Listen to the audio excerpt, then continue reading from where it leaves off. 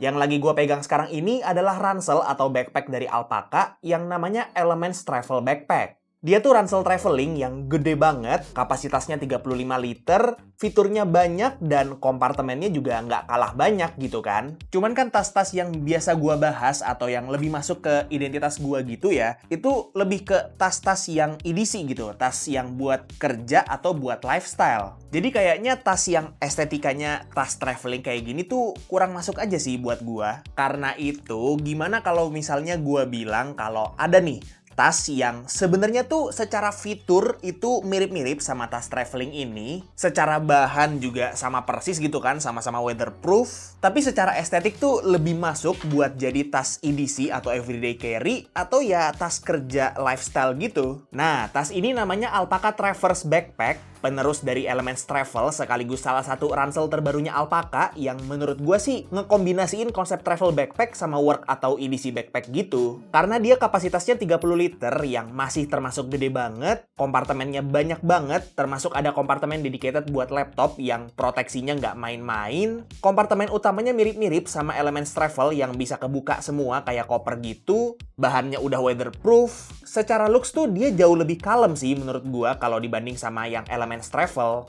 Kayak misalnya kalau di Elements Travel tuh ada gantungan di bagian bawahnya yang identik biasanya dipakai orang buat bawa-bawa sleeping bag buat camping gitu kan. Nah, kalau di Traverse nggak ada. Terus bentukan gantungan resleting di Traverse juga menurut gue lebih santai, malah jadinya kayak gampang buat digantungin perintilan kayak charm-charman gitu.